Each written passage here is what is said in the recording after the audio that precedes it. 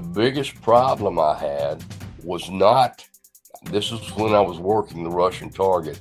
The biggest problem I had was not the KGB. The biggest problem I had was my co-workers at the place where I was working undercover, because they knew that something was wrong and I wasn't working there, and they would just pepper me with questions to try and find out who I was and what was going on.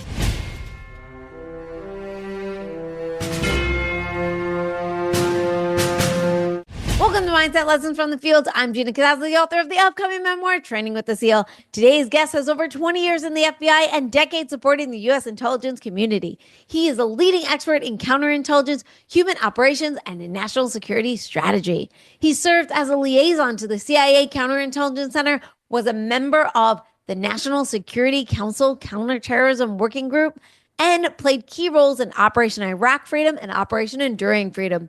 Today, he advises intelligence leaders, trains at the FBI Academy in Quantico, and leads corporate investigations as managing director at Chesley Brown International. Ladies and gentlemen, without further introduction, Del Spry. Del, welcome to the show. Thanks so much for being on here. Thank you so much for inviting me, Gina. I'm excited to talk to you. You have a very, very impressive career. And, you spent over 20 years in the FBI. You continue to serve in the intelligence community in many roles since.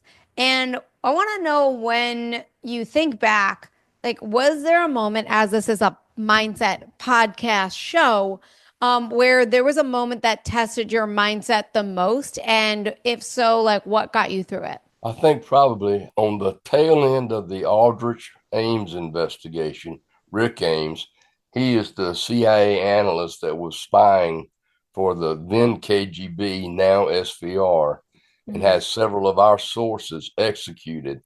But on the tail end of that case, I got involved in a assassination case involving Freddie Woodruff, who was the chief of station in Tbilisi in the Republic of Georgia. I think I know who did it. It was extremely difficult to prove, but I can make you a good case on paper for who did it. But that always left a big hole in me. When I got promoted to FBI HQ and had to have that case assigned to somebody else, and I didn't get to finish it. And that still bothers me to this day. I have some, it's not as but there are certain things I think about that just you want to go back to and you want to revisit, and it stumps you. It just, you want to, I guess as humans, we want to complete things. We want to get to that, the missing puzzle. We like solving it all. And being in high stakes environment, as you just mentioned, and what's the mental edge that you think separates someone who survives or versus someone that thrives? You've got to be, in the FBI in general, but particularly I think in counterintelligence and counterterrorism, you've got to really be able to think on your feet. I'm kind of hesitant to say this, but yet it's a fact.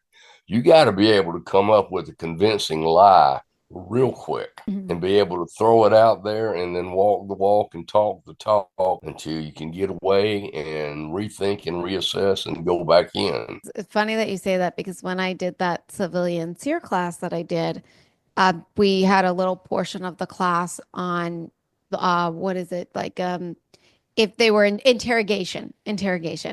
And then we had another portion on lying. And they picked somebody to come up and tell a story. And they chose me to come up and tell the story. And then they were going to, see if it was a real story or a fake story, and, see how I handled that situation and pressure and all that stuff.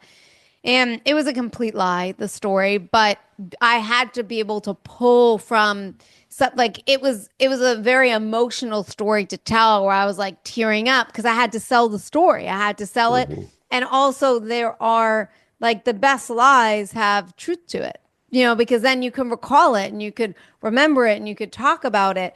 How did you learn this? Were there classes that you had to take? Was it something that you already came in with? Gosh, there were no classes that I took that helped me to be a good liar.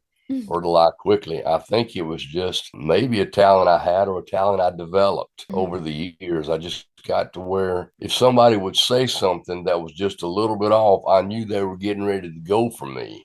And I'd prepare by redirecting them with comments I would make and start creating stuff as I went along. And of course, body language plays a lot into that too, where I've got to pretend to be exceedingly angry. How could you accuse me of something like that? And, make it look good and then stomp out of the room. And hopefully nobody chases me out. Then later I contact and we start all over. That's really, really interesting. Would you say, here's my question then. How do you remember the lies? How do you remember the stories and things, especially when it's all of a sudden a high pressure situation? How do you remember that? That is extremely difficult. And what you do is, as soon as you can, you begin to make notes about what you just said. Don't laugh at this. I'm being completely honest. You might go to the ladies' room. I'd go to the men's room and you start making notes, not writing sentences, but just putting words on a roll of toilet paper. And then you tear that toilet paper off and stuff it in your pocket. And then later you try and reconnect those words to what you were talking about or thinking about at the time and recreate the story. And then you just go over and over and over until you have it pretty much remembered. That's just one way of doing this. Did you find yourself like in multiple different stories? Like, or was it depending on the situation, like, was it one story, one lie, I'm able to remember and do that, or it's like if you're meeting various people, it's all different. How do you keep it straight? No, I was fortunate. I never had to meet a series of people and make up different lies for everyone. I was Okay. focused on one particular investigation every time, and I would spin a story to carry me through that investigation. Gotcha. Okay. I'm not smart enough. I wouldn't have been able to remember multiple stories and start throwing them out to different people. I Yeah. would have screwed up and told the wrong story to the wrong folks. So, gosh, that scares me to even think about it. I'm just Oh, not that smart. well, especially in like the environment that you're in. I mean, it's high pressure. There's a lot on the table. I'm, Well, let me share this. Let me share this with you, Gina. I worked yeah. undercover for a while when I was at the Washington field office, kept my story straight. But the biggest problem I had was not, this is when I was working the Russian target. The biggest problem I had was not the KGB. The biggest problem I had was my coworkers at the place where I was working undercover because they knew that something was wrong and I wasn't working there. And they would just pepper me with questions to Oh, try and find out who I was and what was going on. And it got so bad that once I was working for the not Homeland Security, Department of Health and Sciences, whatever, up in Maryland, and they had to move me to a different office because there were a couple ladies that just absolutely would not leave me alone, peppering me with questions all day long about, you don't seem to know a whole lot about the topic that you're here supposed to be representing, and you keep awful odd hours, and gosh, how is it you can leave early every day, and just stuff like that. And it just got very uncomfortable. yeah, that sounds very uncomfortable. My goodness. How long did that go on for? Gosh, I was undercover, I don't know, several months. I really don't Okay. remember the length of time. Wow, that's interesting. So, okay, so we talked about these high pressures and stuff like that. So then my next question then is, how do you stay calm and clear when the stakes are high? How do you stay calm and clear when they're pestering you and pestering you? And what can we as civilians learn from that, like on staying calm, especially in that Okay, high let me, pressure? Yeah. first of all, it was never really a problem for me to stay calm. Okay. Now, there were occasions, obviously, when I was overseas, a couple times when I really thought it was over. Once is when I was working the Woodruff case. I was in Tbilisi and I was meeting with the head of the intelligence service. And when I got there, they took me into a room to wait. Then I heard it was a very sparse room. There was like two chairs and one table in. That was done to just try and intimidate me. And then I heard some footsteps coming down the hall, and they were walking in cadence. And then they stopped right outside my door, it sounded like. And I thought to myself, well, this is it. This is how it ends right here. And then they just walked away. But, stuff like that, you just got to be able to roll with the punches. They teach us all kinds of stuff like, trying to control your pulse rate, trying to control your breathing, but they can't help you with things like your pupils dilating or constricting when you're under pressure. And there are things that we're taught and things that we try and remember to do, and there's stuff we just can't do, and we just live with it. Well, I've been in some situations that just my body reacts where I'm telling myself to just stay calm, be calm, but the body is just in a panic mode. It's just in that fear mode. And I don't even know how, I mean, when I did the SEER thing, talk about like the scariest part, like I willingly put myself through this training as a civilian, and everything about it was scary for me. I'm scared of the dark. I'm scared of anything that moves. I don't like being touched. Like there were so many things that I had to face throughout it. And, in that moment, you just make a decision and you just go with it. Like half the time, I don't even, it's just a blur.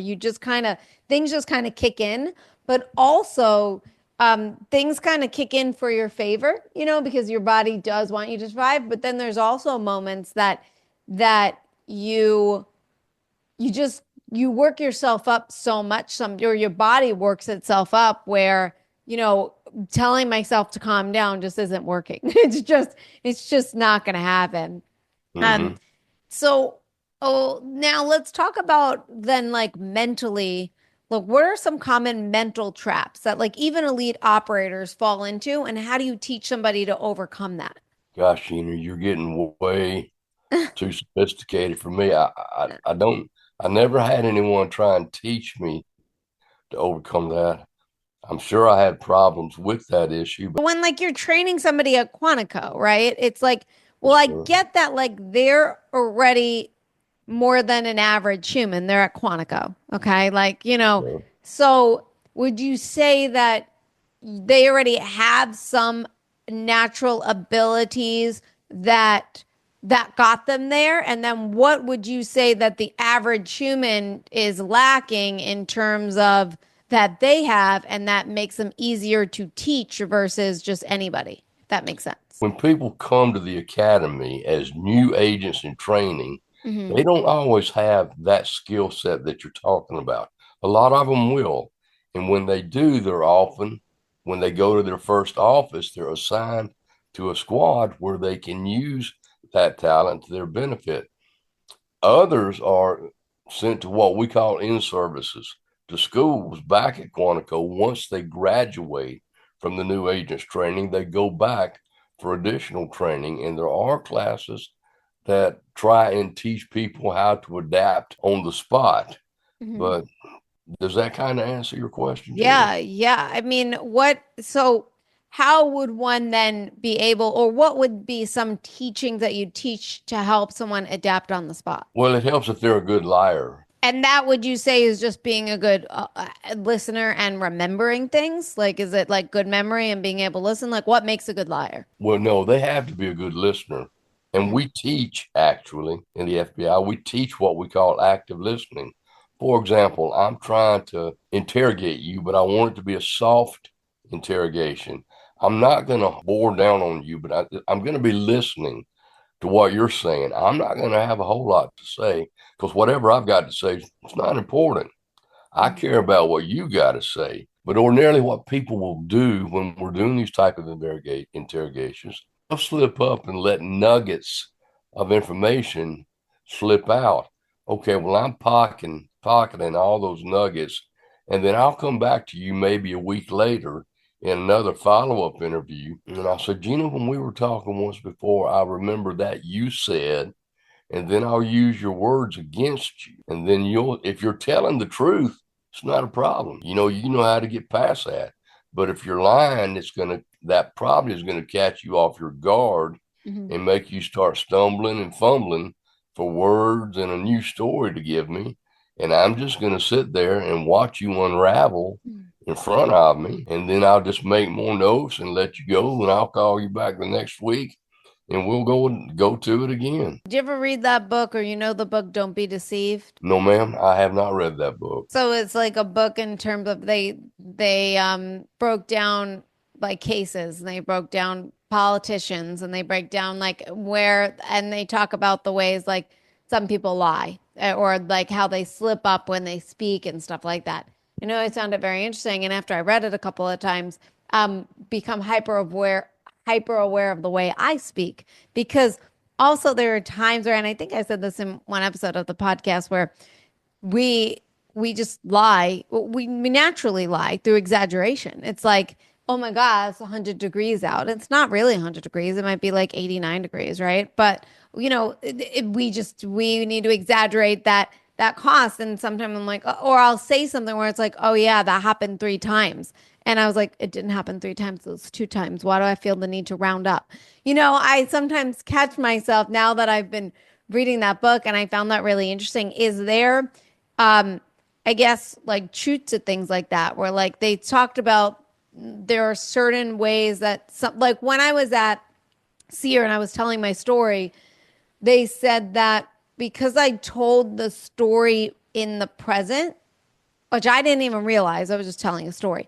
But because majority of my story was told in the present, they believed it more to be true, because it was like I was living that story, which made it seem like it was true, versus when I spoke in the past. I said when people sometimes tell stories within the past, it's more likely that they're lying, because they're not actually reliving it, if that makes sense. Does that make sense? Yeah, that makes sense. Yeah. Do you pick up on is that, I don't even know if that's a real thing.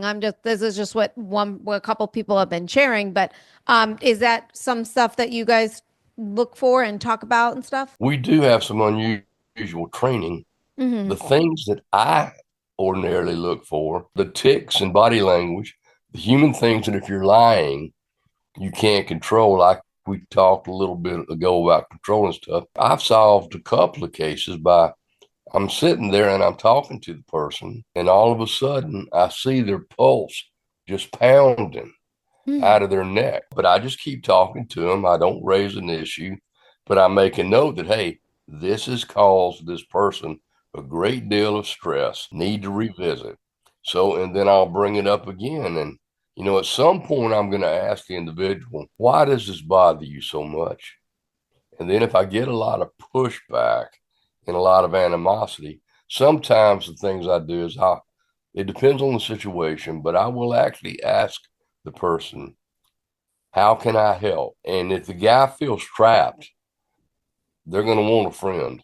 And they sometimes will, right then, not cough everything up, but they'll open up enough to get that immediate pressure off them. And then I've got the answer to my question. So, So you really have to be like observant. You have to be aware. You have to be listening. And what about and that's all about for the other person, right? But what about self-awareness? Like, what can we do to become more self-aware? And also, it also sounds to me like you also need some good intuition. And I remember somebody on the show that was like, you need to develop that intuition. Like that intuition you have to get to know yourself. So, to me, when I talk about self-awareness, I also talk about developing that intuition. What do you think we can do, listeners on the show, to develop that? I don't know how you develop intuition. If the person that shared that with you would contact me, I'd like for them to tell me how to do that. You do have an intuition, Yeah. and you have a sense of Mhm. something, and you play that sense wherever it's going to take you. But things that you can do to maybe mask some of what you want to hide from people, practice controlling your breathing. Mhm. That's a big thing, because when people are nervous, when they're anxious, they start breathing heavily and they're really not even aware that they're doing it. I mean, just when you're just sitting around, honest to goodness, just take out a clock and say, for the next 5 minutes, I'm going to control my breathing. And you'd be surprised how difficult that can be, but you can learn to do it. Do you have a specific one that you enjoy? A technique. Yeah, like a Um, breathing one. Because gosh, let me. they talk about box breathing all the time. I hate that one. Like that is just like because I'm like I don't like not breathing. So I like a 5-5 where I'm in for five and out for five. Like Mhm. that's my bread and butter right there. But when you have to like box breathe and I'm holding, I'm just like, like I don't want to hold. That doesn't calm me down. Well, one of the things that I do naturally Mhm. is you'd be surprised, or maybe you wouldn't be, but this accent has got me into a lot of places, and I can sit down. Somebody who's not from the South. When I was up in Washington, D.C., I could do this all the time. I'd sit down with these people that were bigwigs in the government or bigwigs in corporate America, and they thought they were something special. And when I sit down and start talking to them, they get real relaxed by the tone of my voice Mm. and my words, and I can just see it on their face. They're going, "This backwater hillbilly is not a threat to me." And I can get them to slip up and say things they don't mean to say. I mean, I'm serious. My speech has Yeah. really it's opened a lot of doors for me. Wow. And I That's think also I'm a kind of a friendly guy, and mhm. I make you feel, I want to make people feel appreciated, even the bad guys. I want to make you feel that I appreciate you because every person has a story to tell. I Mhm. want you to tell me your story. And I'm not going to talk to you. I'm not going to ask you a million questions, but I want you to know I appreciate you. I appreciate what you're going through. I appreciate what you're going through. Let me hear your story. And people want to talk. Even the bad guys, everybody wants to tell their story if you can just get them to open that door. That's interesting. Yeah, that's very true. When I go around to do speakings and stuff, and I do a lot of kid speakings, and I always end with that. I always end with, I just shared my story. You guys all have a story, and I want you to share it because I want to hear your story next. And they get really excited. And that's the line I use to get them excited about writing because I'm all about increasing literacy. So when I say, share your story, write it down, they get all excited about it because, it's just the way you phrase it. It's just like, you could say like, okay, we're going to do a writing activity where you guys are going to write about this. And they're like, oh, but then when I share my story and I say, now I want to hear from you, share me your story, they get way more engaged. They get way more excited to tell it. And I feel like just that phrasing, increases their interest. And Absolutely. and I want to know now, I want to kind of shift into like today's society. I want to talk about like how like so what society these days is lacking or personal accountability. Like how does that play in a strong society? Personal accountability. And do you feel like we've lost that at all? Yes, I do personally. I feel like we've lost a lot of self accountability. I personally think one of the reasons is computers have become so popular. I Mhm. mean, people in an FBI office, they sit there across from each other. Their desks might be next to each other, and they will email each other rather than just say, "Hey, Jane, hey, John, did you know this? Did you do that?" People don't talk and they Mhm. don't shake hands anymore. And Mhm. there's just that touch is gone out of society. And I think that is working to our detriment when it comes to honesty because it's a lot easier to be dishonest with someone you really don't have an attachment to other than an electronic attachment. You have no personal attachment. You have no personal feelings toward them. They're just somebody on the other end of a digital communication. What do you feel like we can like do about it in terms of let's like talk to people more, listen to people more, be more friendly? I would say all three of those are great, but I don't know how you make it happen. It's so interesting because I am the type of person that like, well, stop by your desk. I'm the type of person that would like go see if I'm thinking of my friend when I lived in Los Angeles. I just recently moved, so it's a little different here. But when I was living in Los Angeles, I would just pop in and see a friend. I'll just be like, "Oh, I'm in the area," and then and people don't do that, and people hate when you do that these days too.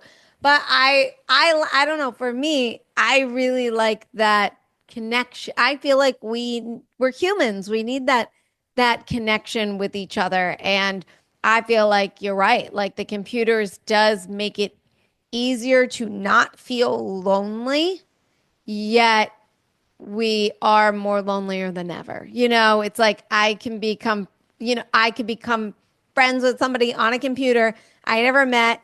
I'm on the phone, I'm talking to them, and that's was it like helps fill a void for just me not being out in society. And and you're right, it's very detrimental. And when it comes to that detriment, it kills our resilience, it kills our grit, it kills our mental fitness. So what do you feel like we can be doing on a daily to get back into that, to increase that mental fitness, to increase that resilience, that grit that we are not developing like we want? Society's not developing like we once I have. don't know what happened. You just locked up, or you? Oh, Okay. did you hear me now? Yeah, I do. Okay. Did you get that final question or you want me to say it again? No, ma'am, I did not get the question. Okay. So what do you think that we can do, like any listener on the show can do on a daily to increase our mental fitness, to get that resilience, to build that grit that we are lacking in today's society? Well, I mean, get out and go for a walk in a public park where your neighbors will be up there. You're going to bump into people, chat with them. Just take a few minutes to speak and see how folks are doing, see who's sick, who's well. If somebody's sick, take them some cookies. I mean, there are things we can do just through casual engagements that will have tons of meaning to someone.